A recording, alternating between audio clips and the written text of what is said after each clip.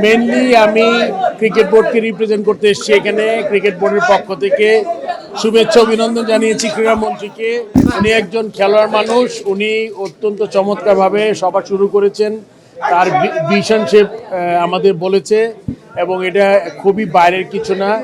আমাদের অনেক মাঠ দরকার, যে মাঠগুলো হেল্প করবেন উনি, প্লাস ওই ক্রীড়া কার্যক্রমে ঢুকাবেন কারিকুলামে কিছু স্পোর্টস, তারপরে আপনার ক্রীড়া শিক্ষক আছেন, তারপরে আপনার এসব ব্যাপারে, প্লাস সবচেয়ে বড় কথা এই 51 ফেডারেশন 52 ফেডারেশন থেকে যার যা সুবিধা অসুবিধা বলেছে উনি মনোযোগ দিয়ে শুনেছেন এবং উনি নোট নিয়েছেন। আমি আশা করি উনি এগুলোতে হবে।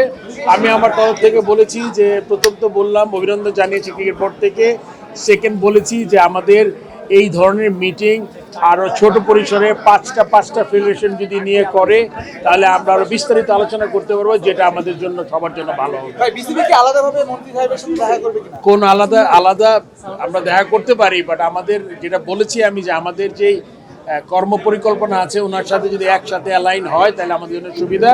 এই জন্য আমি বলেছি যে আমরা আপনার সাথে আরও, আপনি 4-5টা করে যদি ফেডারেশন বলেন তাহলে আমাদের জন্য আরো বিস্তারিত আলোচনা করা সম্ভব। কারণ আপনি জানেন অলরেডি 3 ঘন্টার মতো হয়েছে আজকে মিটিং। আজকে এরকম একটা স্কোপ ছিল না। এত যদি সব ফেডারেশন এগুলো বলতো তাহলে আমার মনে হয় আরো 4 ঘন্টা ইফতারি চলে যেত।